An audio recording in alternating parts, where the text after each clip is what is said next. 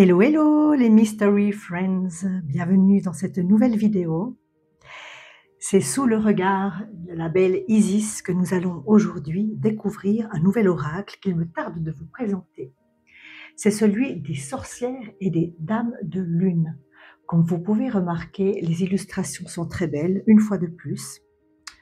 Et une fois de plus, je l'ai découvert par hasard en librairie. Je suis tombée dessus, comme j'aime bien dire, mais il n'y a pas de hasard, comme vous savez. Voilà, j'espère que vous allez bien. Bienvenue aux nouveaux abonnés.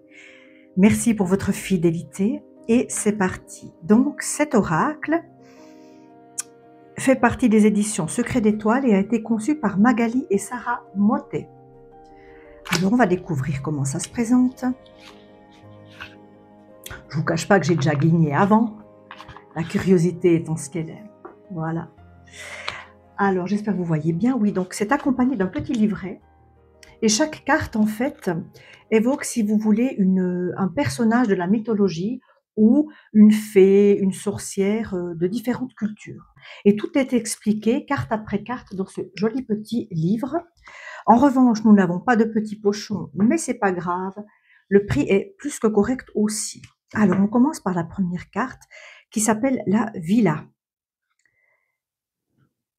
Je vous montre. La Villa. Ça évoque la nuit, ça évoque le secret, l'obscurité. Ensuite, nous avons la Roussalka.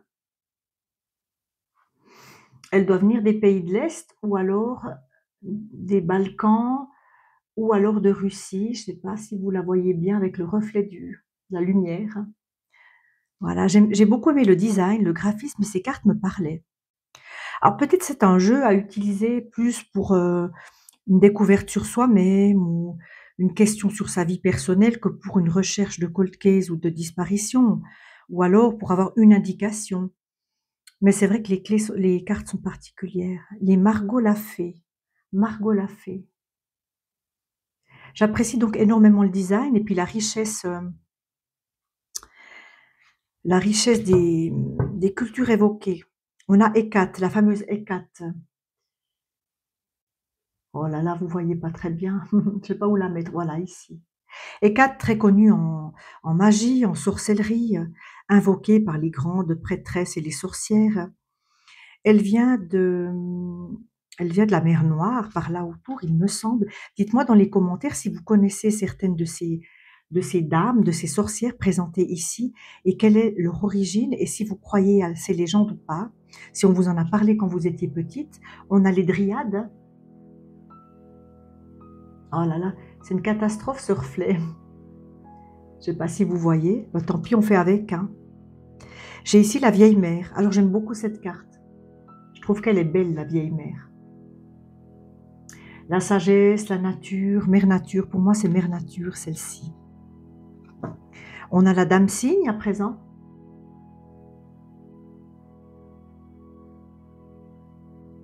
Qui peut évoquer quelque chose d'aérien, de léger, de fantasmé, de rêvé. La belle Esmeralda. Alors Esmeralda, Notre-Dame de Paris, Victor Hugo, la gitane. Je pense que ça vous évoque quelque chose. On a la femme libre, on a la femme insoumise, on a la femme rêveuse, guerrière voyageuse, la force féminine ici. La fée Morgane. Alors la fée Morgane, elle fait partie de la légende du roi Arthur. Je crois qu'elle évoque dans ce jeu la peine, la peur, aussi une certaine tristesse, la déception, mais la carte est vraiment belle. Hein. Oui, ces choses-là font aussi partie de la vie. J'ai Circé, que j'aime aussi beaucoup parce qu'elle est accompagnée d'un tas d'animaux. Et ceux qui me suivent depuis un petit moment savent que j'aime de tout mon cœur tous les animaux. C'est une part importante dans ma vie. Et oui, alors c'est un petit peu la protectrice des animaux, je pense. Celle qui s'allie à la force de l'animal aussi, à son instinct pour avancer dans la vie. Celle-ci, je l'aime aussi beaucoup parce que je la trouve sympathique et drôle, c'est Dame Berchta. Dame Berchta est une femme bossue, hein, accompagnée toujours d'une oie. Je ne sais plus de quelle culture elle fait partie, mais je dirais plutôt les cultures du Nord. Est-ce que c'est l'inconscience, la prudence, la folie? Je ne sais pas. Elle est au bord d'un toit, prête à tomber. On a évidemment la sirène, personnage mythologique marin, qui de son chant perturbait les marins et les envoyait à leur perte. Un personnage aussi dont on parle pas souvent, mais qui a beaucoup fait parler, ce sont les Dames Blanches. Les Dames Blanches, on raconte que les Dames Blanches apparaissent au bord des routes, dans des coins plutôt reculés, en lisière de forêt la nuit, et elles viennent en fait raviver les souvenirs d'un accident de voiture ou d'une perte. Si vous les prenez en autostop, pour la petite légende, bien vous risquez de vous retrouver avec une passagère derrière qui, soudainement lors d'un virage, va pousser un cri, va disparaître d'un seul coup et vous, il va falloir redresser le guidon pour ne pas vous retrouver dans le fossé. Ça doit être assez impressionnant. Alors je vous pose une question, si vous croisiez une dame blanche ou quelque chose qui ressemble à une dame blanche au bord d'une route en soir, tard en rentrant chez vous, sur un chemin de forêt mal éclairé, est-ce que vous la prendriez en autostop? Eh bien, c'est une question que je me suis souvent posée. Je vous laisse me répondre dans les commentaires. Le chat noir. Le chat noir, je pense que beaucoup de personnes aiment les animaux et surtout les chats. Ici sur ma chaîne, beaucoup ont des chats à voir leur photo de profil. C'est le personnage mystérieux, mais c'est aussi la ruse, le fait d'être malin, le fait d'être instinctif, le fait de savoir décoder un peu les émotions. Le chat est très intuitif. Pour moi, il représente l'intuition, le chat. On a la Kikimora. C'est rigolo aussi, c'est une jolie carte. Avec une espèce de théière, et sur la théière, vous avez une souris avec un fichu sur la tête. Alors moi, je ne sais pas ce qu'elle symbolise, cette carte, mais comme ça, je dirais un petit peu ce qui va un peu de travers, ce qui est incongru, ce qui est bizarre. Ouais. La nourriture, peut-être aussi. On a la fameuse Baba Yaga. Baba Yaga est un personnage des forêts, je dirais, de Russie, des profondes forêts de Sibérie. C'est comme ça que je la perçois. C'est un personnage aussi d'une grande sagesse, mais peut-être aussi dont il faut se méfier un peu, je sais pas. Elle fait peur aux enfants, la Baba Yaga.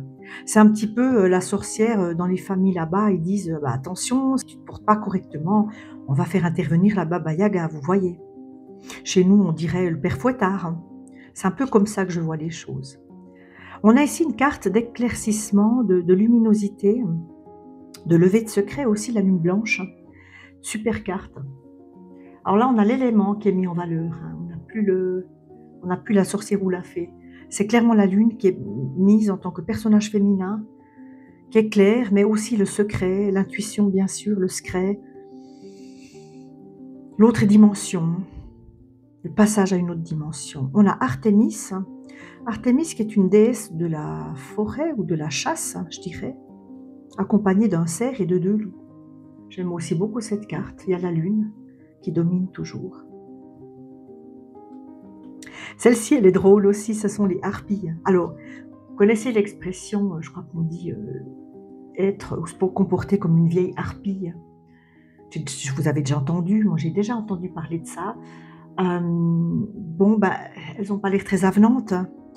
Je ne sais pas à quelle culture elles appartiennent, mais je m'en méfierais. Je m'en méfierais. Je vois la ruse, je vois... on pourrait se faire embobiner par une harpie, je pense. On a les ondines ici, qui nous bercent aussi de leur chant, un petit peu comme les sirènes. On a ici la Lorelai, très jolie carte aussi, qui joue de la musique sous la lune. La Lorelai, elle me fait penser un petit peu à ces légendes nordiques, Danemark, Copenhague. Je pense que ça vient de par là. Hein. Vous me direz dans les commentaires si vous en savez un peu plus.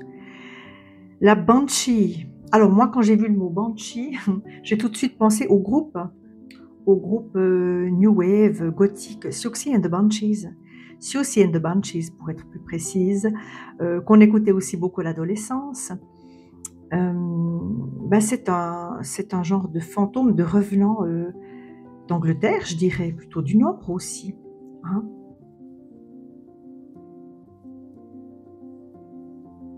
Oui, ça me fait penser à la chanteuse charismatique du groupe Susan Bellion, du groupe Siouxsie and the Banshees. Si vous ne connaissez pas, allez écouter, C'est rafraîchissant, j'aime beaucoup aussi. C'est sympa comme musique. Et ben voilà. Bon, je la vois comme un personnage qui hante. Pas forcément très méchant, mais qui hante. On a la, alors je sais pas comment ça se prononce, la Kayar Beur. Kailear Beur. Je sais pas. Dites-moi si vous connaissez. Moi, je vois un personnage lointain comme ça qui part vers ce qui semble être des tombes ou des menhirs. Est-ce que c'est aussi un personnage qui rappelle les revenants, les fantômes?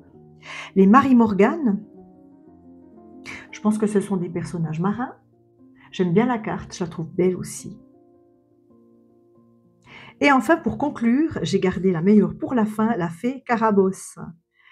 Alors sur la carte, on voit une fée derrière en ombre, on voit un petit enfant dans une chambre qui est effrayé dans sa chambre la nuit, parce qu'il a peur de ce qu'il voit sur le mur. Cette carte, elle symbolise, oui, tout notre subconscient, toutes nos peurs, nos angoisses, un danger peut-être imminent, le fait d'être pris au piège, probablement aussi. Voilà, et c'est sur cette dernière carte que nous finirons la présentation. Bon, ce jeu, il est disponible, moi je les trouve en librairie, mais vous, je crois, vous pouvez le commander sur internet, il est pas excessivement cher. Je précise aussi que je fais ces présentations d'oracle pour le plaisir, parce que j'aime bien partager les belles choses, l'esthétique, l'art et les cartes. J'ai aucun partenariat ni aucune redevance sur ces jeux, hein, je le fais à bien plaire, hein. Mais je trouve que quand il y a des belles créations comme ça, des gens qui ont mis leur temps, leur cœur et leur énergie à créer de belles choses, de belles illustrations, ça mérite d'être mis en avant. La créativité est quand même un élément qui est très important et qui aide dans la vie. Je vous encourage, si vous avez une passion ou quelque chose qui vous motive au niveau créatif, de ne jamais arrêter. Parce que la créativité ouvre à de nouveaux horizons et est un merveilleux moteur d'énergie dans la vie. Voilà, voilà. Eh bien, merci d'avoir assisté à cette présentation d'oracle, l'oracle des sorcières et les dames de la lune.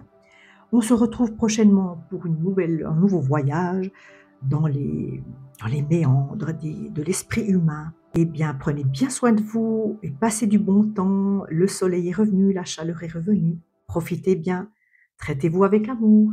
À bientôt, chers amis du mystère, et merci pour votre fidélité.